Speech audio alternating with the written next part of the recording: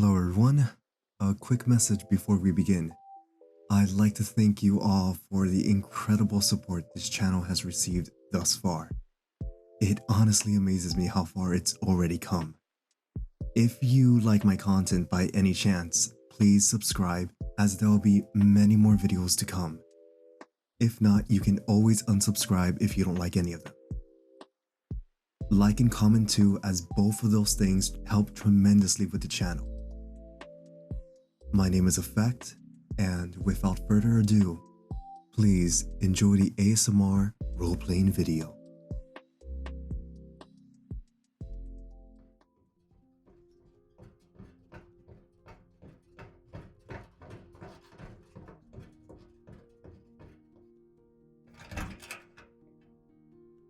Ah, there you are, dear one. You kept me waiting a bit. Naughty thing. Oh dear, are you still getting lost around the mansion? I suppose that's to be expected. Don't worry, one day you'll know it so well you could find your way with your eyes closed. There's no rush. You have your whole life to grow accustomed. You're wondering why I called you here? Oh dear, did Frederick forget to tell you? I suppose he's getting on in age. He's been with me for a very long time. It's a shame you mortals start to deteriorate that way. Well, I wanted to have a private dinner with you. I try to do this somewhat frequently with each of my dear ones. At least, when I have the time. Come here. Sit next to me.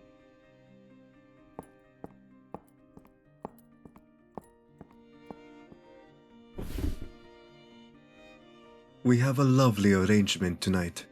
Roast beef, a spinach salad, and an assortment of dried fruits. I'm told they're all quite delicious.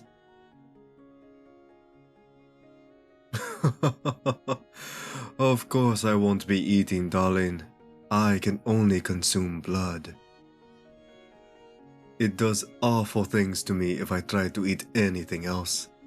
You'll be the only one eating, but we can talk together while you do. Tell me, do you know why I selected this menu for tonight? A good guess, but that's not quite it. Actually, all of these foods help replenish lost blood. I told you before how delicious your blood is. I'm considering making a snack of you every so often. And having you eat a lot of iron-rich food to make up for it. But it's going to be very, very important that you let me know if you ever start feeling dizzy or lightheaded. The last thing I want to do is put you in harm's way.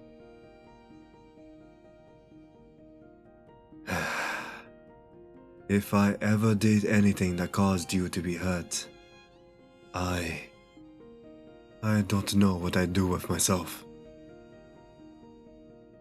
Mortals like yourself all grow old and die eventually. But I don't want you to suffer. Not you or anyone else in my care. It's nothing. Please, eat. I want you to enjoy this evening.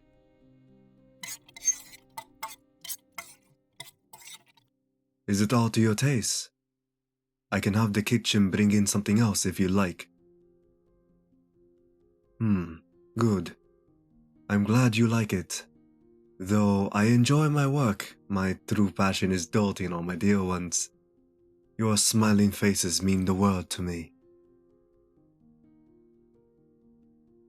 Worried? My dear, if I look worried to you, then I'm afraid it's just your imagination. Let's talk no more of it. Just keep enjoying your meal. Actually, perhaps I should enjoy a meal of my own. I know it's not your turn again yet, but perhaps just a little snack. Show me your neck, dear.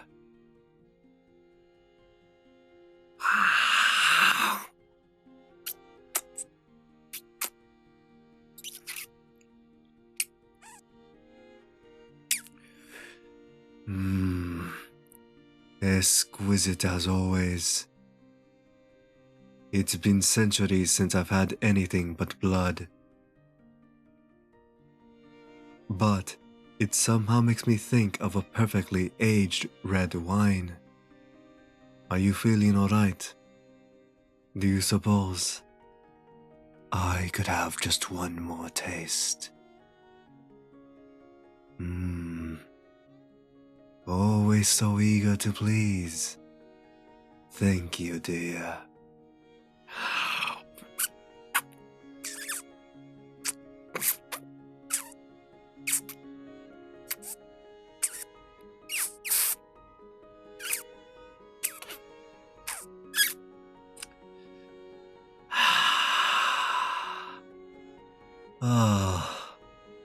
Honestly, I want more, but that will have to do for now.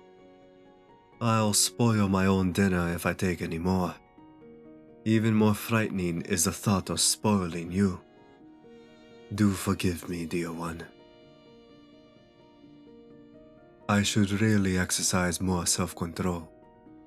But even an ancient being like me suffers from moments of weakness.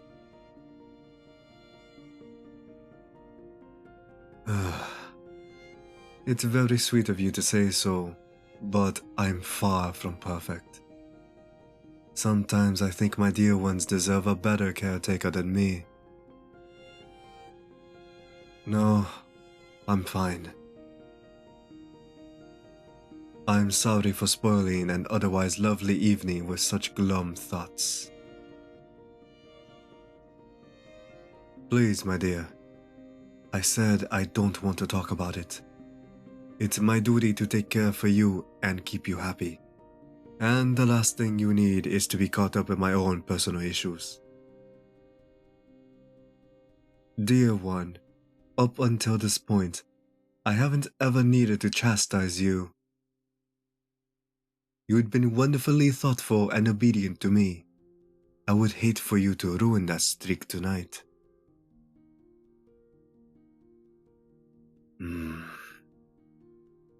Well, if it's that important to you, perhaps I will relent this once, in recognition of your good behavior.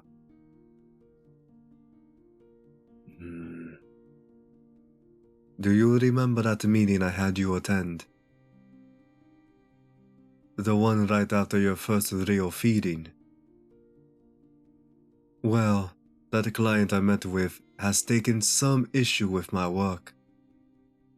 It's very frustrating, because things only went awry because he deviated from the plan.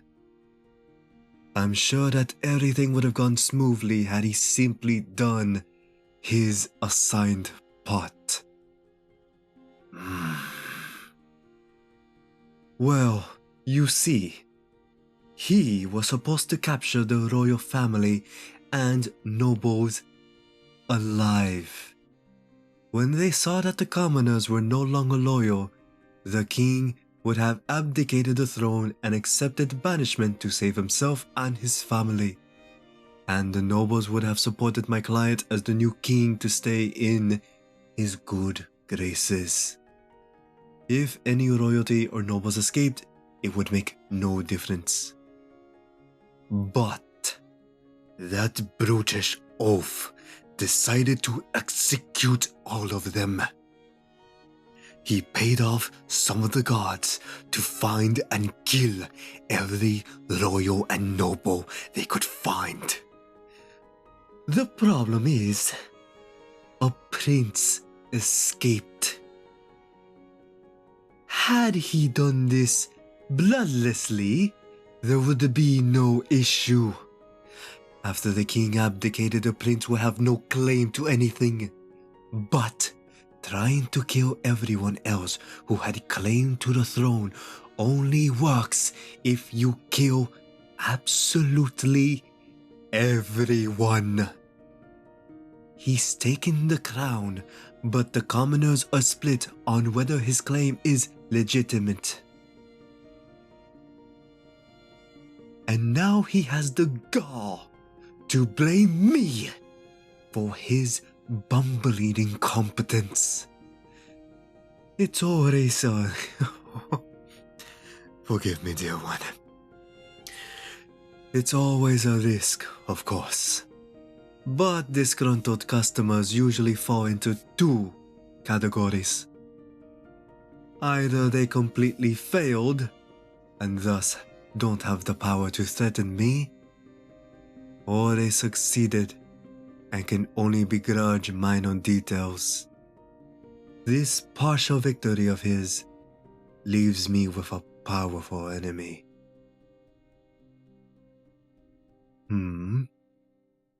Oh, you silly thing. Of course it had nothing to do with you. No, you played your part perfectly during the meeting. But that is part of why I'm so worried. Though he's powerful, his divided subjects leave him with limited resources. I'm sure that he can't afford to hire a vampire hunter. Certainly not one willing to enter a city filled with some of the most powerful vampires in the world. But he knows that I care for you. By using you as a statement, I may have made you a target. I really don't want to worry you. You are quite safe here, truly. The city is guarded, and my estate itself is guarded. Yet I just can't help but worry myself. What if he hires someone to hurt you, or kidnap you, and they get lucky? If my actions led to that, I couldn't forgive myself.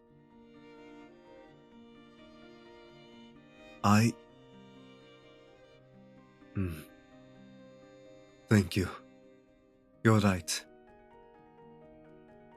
There's little reason to worry about something that likely won't happen.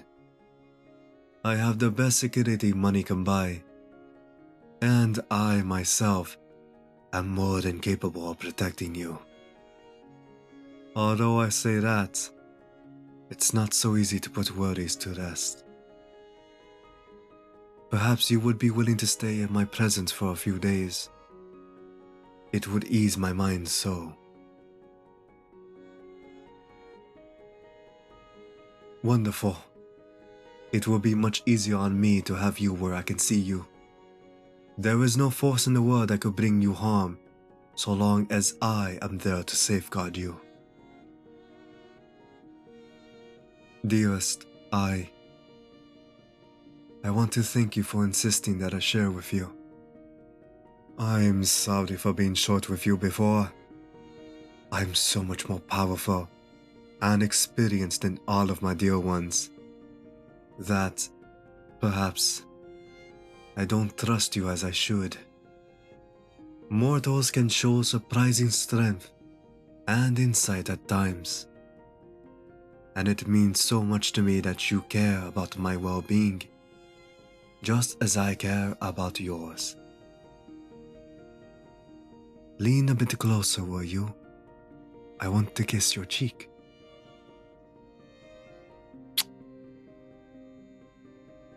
That will have to do for a reward for now. But I'll find some way better to demonstrate my appreciation at another time. My dear ones all serve me faithfully, but few have shown the sort of initiative that you have. I expect great things from you, my sweet. Now, I think your dinner is getting cold. Please continue. We still need to make sure you can keep up your strength. I hope that... Oh? One moment. Enter.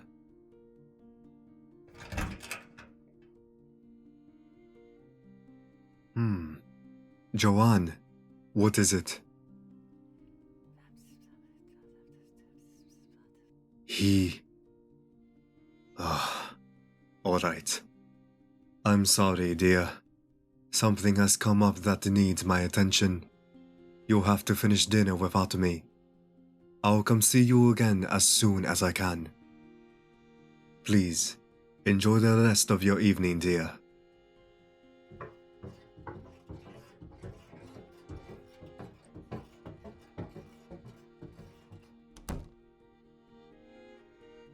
An attack?